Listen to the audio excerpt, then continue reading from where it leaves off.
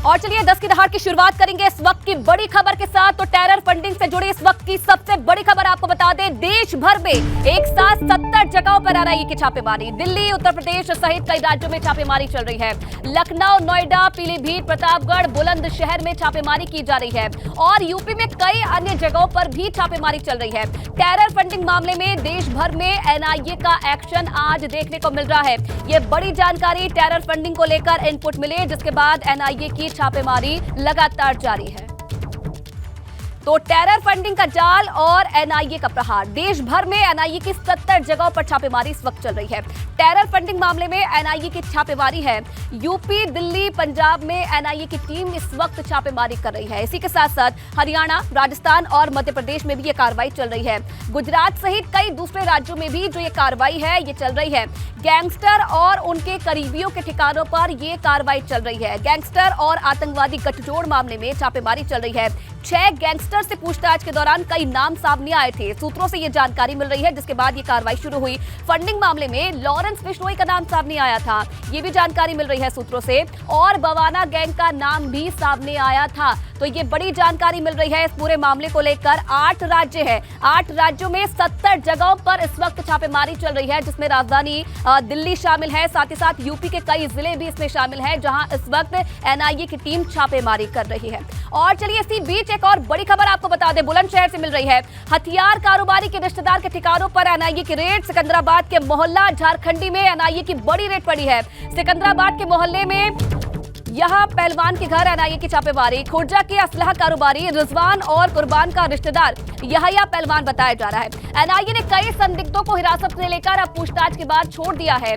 मूसेवाला हत्याकांड से असलहा सप्लाई का लिंक एनआईए की तरफ से तलाशा जा रहा है और मूसेवाला हत्याकांड को लेकर एनआईए के निशाने पर गैंगस्टर और हथियारों के सौदागर हैं। तो एनआईए की छापेमारी और ये बड़ी जानकारी मिल रही है कि बुलंदशहर में हथियार कारोबारी के रिश्तेदार के यहां पर एनआईए की रेड पड़ी है। सिकंदराबाद के मोहल्ला झारखंडी में भी एनआईए की बड़ी रेड पड़ी है और सिकंदराबाद के मोहल्ले में यहया पहलवान के घर पर एनआईए की छापेमारी चली है।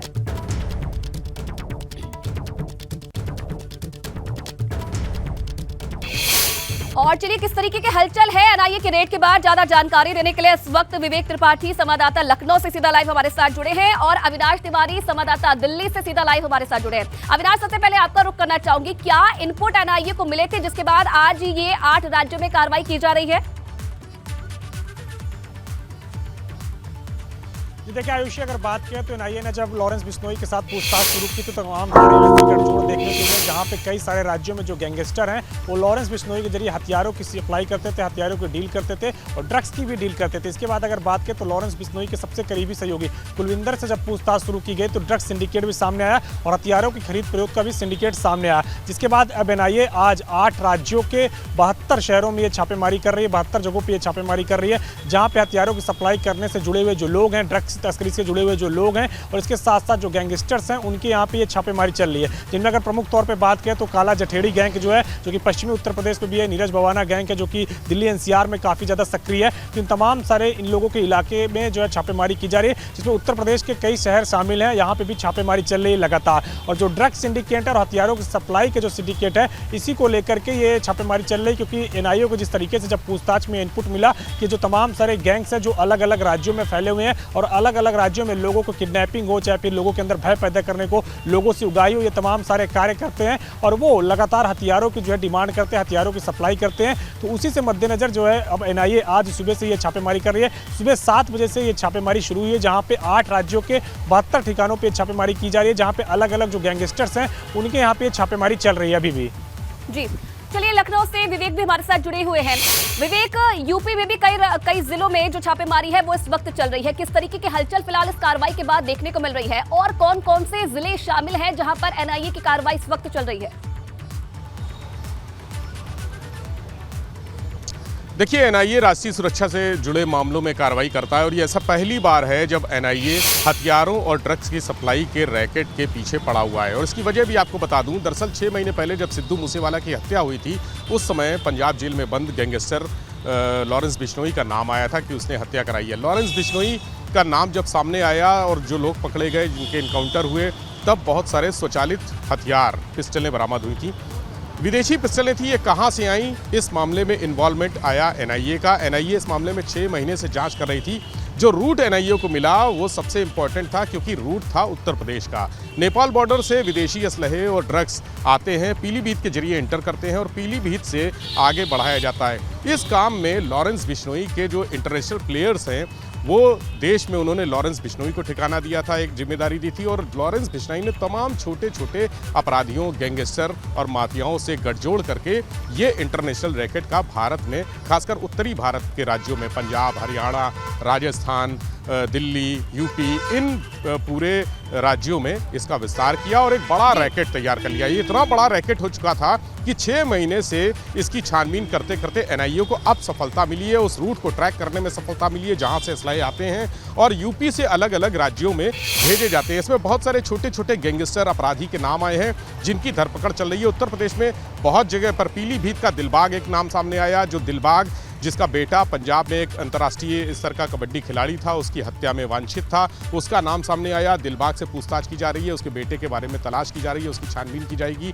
लेकिन बहुत सारे इन लोगों से जुड़े हुए छोटे छोटे नाम सामने आ रहे हैं। यानी अब तक जो बड़े नामों के पीछे, इंटरनेशनल नामों के पीछे एनआईए पड़ती थी, अब लोकल एजेंसीज कहीं ना कहीं कार्रवाई पूरी होने का इंतजार हमें करना पड़ेगा और उसके बाद ही जानकारी मिल पाएगी क्या कुछ और खुलासे किए जाते हैं एनआईए की तरफ से। बहुत धन्यवाद आप दोनों का, विवेक आपका भी, अविनाश आपका भी, तमाम जानकारी के लिए। और चलिए आगे बढ़ेंगे। एक और बड़ी खबर आपको बता दें, नोएडा में यूफ्लेक्स कंपनी पर आयकर विभाग का छापा, गाजियाबाद में यूफ्लेक्स कंपनी पर इनकम टैक्स का छापा। करोड़ों के लेन देन मामले में आयकर विभाग ने छापेमार कार्रवाई की है। यूफ्लेक्स कंपनी के मालिक अशोक चतुर्वेदी के करीबियों पर यह छापेमारी हुई है। नोएडा, गाजियाबाद समेत 20 ठिकाने ऐसे हैं जहां पर आज ये कार्रवाई हुई है। ये बड़ी जानकारी, नोएडा से यूफ्लेक्स कंपनी पर आयकर विभाग की छापेमारी, गाजियाबाद में यूफ्लेक्स कंपनी पर इनकम टैक्स का छापा। और अंकित फिलहाल इस खबर पर और ज्यादा जानकारी के साथ हमारे साथ जुड़े हैं। अंकित, क्या और जानकारी मिल रही है इस कार्रवाई को लेकर?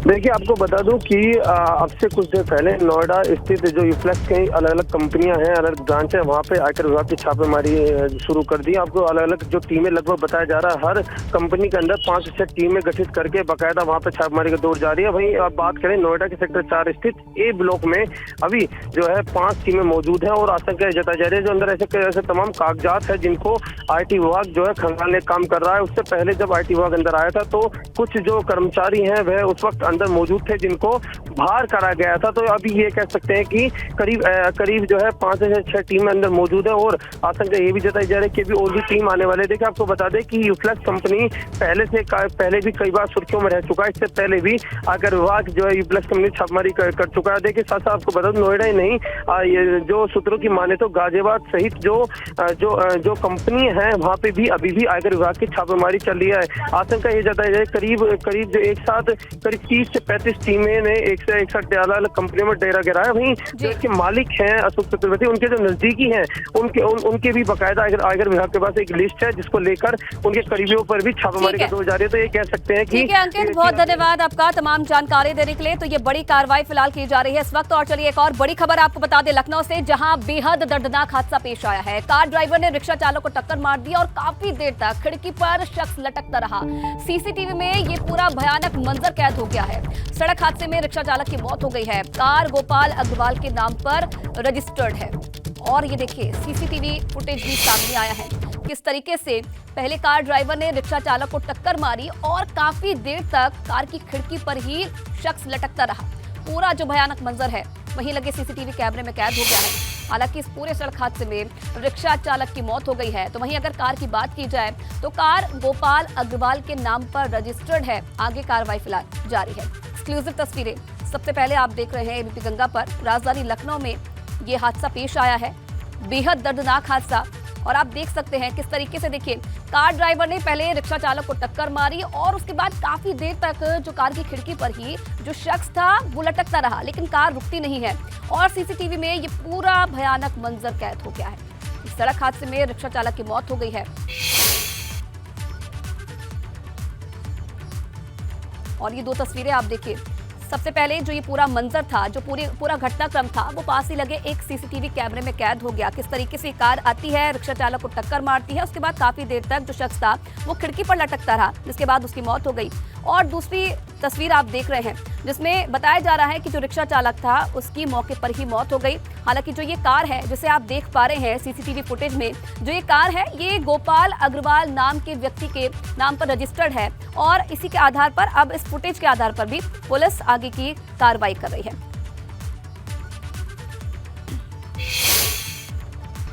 और अब खबर औरैया से है, जहां 13वीं के कार्यक्रम में एक गोली मारकर एक युवक की हत्या कर दी गई। पुरानी रंजिश की वजह से कोठीपुर गांव में रामवीर नाम की व्यक्ति की हत्या हो गई है। गोली मारकर भाग रहे एक बदमाश को पकड़कर गांव वालों ने पीट कर मार डाला।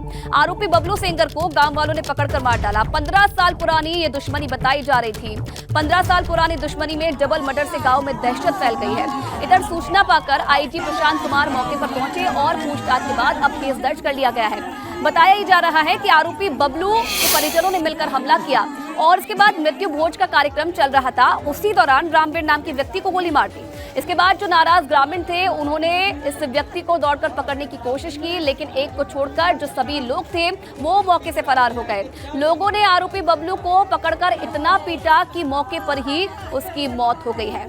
तो औरैया में डबल मर्डर से सनसनी। मृत्यु भोज का ये कार्यक्रम था जिसमें गोली मारकर पहले तो एक युवक की हत्या कर दी गई और उसके बाद जब आरोपी मौके से फरार हो रहे थे तभी गांव वालों ने एक बदमाश को पकड़ा और पीट कर उसे मौत के घाट उतार दिया। पापा हमारे बैठे थे, हम यहाँ पे बैठे थे और 2-3 लोग सभा में बैठे, 3-4 लोग आए, उन्होंने घेर लिया। एक गोली मार दी बीच में खड़े खड़े पीछे से। बबलू सेंगर, रविंद्र सेंगर, वीर सिंह सेंगर और वो नरेंद्र सिंह सेंगर। ये जिसके पिता खत्म है चाचा, ये हमारा छोटा भाई है रामवीर सिंह जो एक्सपायर हुए, उनको गोली मारी गई। मैंने गोली मारी बबलू सेंगर ने, उनके साथ अमर सिंह सेंगर, रविंद्र सिंह सेंगर, ये सभी मतलब पूरा परिवार 10-12 लोग मिलकर ये पूरा सिस्टम बना के आए थे कि आज इनके यहाँ ये कार्यक्रम है और ये घटना करनी है। आज का घटनाक्रम कुछ ऐसा हुआ कि जब लोग यहाँ 13वीं में आए हुए थे उस दौरान एक अभियुक्त द्वारा जो रामवीर सिंह राजावत है उनको गोली मार दी गई। गोली मारने के बाद जब वो अभियुक्त भाग रहा था तो यहाँ जनता ने उसे पकड़ के उसे मारा पीटा, जिससे कि उसकी मृत्यु हो गई। बहुत बड़ी खबर आपको बता दें आगरा से, जहां आगरा में हर्ष फायरिंग करने का वीडियो वायरल हो रहा है। सोशल मीडिया पर युवक ने फायरिंग का वीडियो अपलोड किया है। दिनेश नाम का युवक बताया जा रहा है जिसने हर्ष फायरिंग का जो वीडियो था उसे अपलोड कर दिया। आगरा टेडी बगिया क्षेत्र का ये वीडियो बताया जा रहा है और ये देखिए ये वीडियो एक्सक्लूसिव आपके सामने किस तरीके से कार्यक्रम का आयोजन किया गया है और उसमें जो ये युवक है ये खुलेआम हर्ष फायरिंग करता हुआ नजर आ रहा है। उसके आसपास के लोगों को भी आप देख सकते हैं जिनके हाथों में भी ये हथियार नजर आ रहे हैं। आगरा टेडी बगिया क्षेत्र का ये वीडियो बताया जा रहा है और जो युवक हर्ष फायरिंग कर रहा है दिनेश नाम का ये युवक बताया जा रहा है। हालांकि इस युवक ने देखिए पहले ये वीडियो बनवाया हर्ष फायरिंग करते हुए और उसके बाद इसे सोशल मीडिया पर अपलोड किया। अंडरवर्ल्ड में बहर तेरा तू छोटा काम कोई करता ना, तेरा यार खिलाड़ी खतरा का कोई रिस्क ठानता। और आप देख सकते हैं इस युवक के आसपास जो लोग हैं उनके हाथों में भी हथियार हैं। खुलेआम हथियारों की देखिए किस तरीके से हर्ष फायरिंग की जा रही है। लगातार मामले सामने आने के बाद भी लोग नियमों की धज्जियां उड़ा रहे हैं और ऐसे कार्यक्रमों में हर्ष फायरिंग की जा रही है।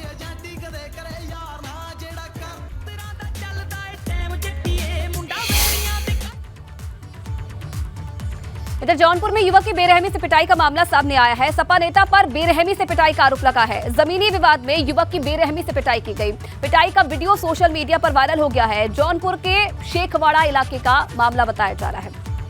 जौनपुर का मामला, युवक की बेरहमी से पिटाई कर दी गई और ये तस्वीरें भी आप देखिए। सपा नेता पर बेरहमी से पिटाई का आरोप लगा है और पिटाई का जो वीडियो है सोशल मीडिया पर वायरल हो गया है। जमीनी विवाद बताया जा रहा है जिसमें इस युवक की बेरहमी से पिटाई कर दी गई और देखिए बीच सड़क पर किस तरीके से इस युवक के साथ जमकर लाठी डंडों से मारपीट की जा रही है। सपा नेता बताया जा रहा है जिन पर ये आरोप लगा है युवक की पिटाई का और जमीनी विवाद में इस युवक के साथ मारपीट की गई। जौनपुर के शेखवाड़ा इलाके का ये मामला बताया जा रहा है। हालांकि अब देखिए जो ये वीडियो है ये सोशल मीडिया पर वायरल हो गया है जिसके बाद मामले में संज्ञान लिया गया है और कार्रवाई की बात भी कही जा रही है।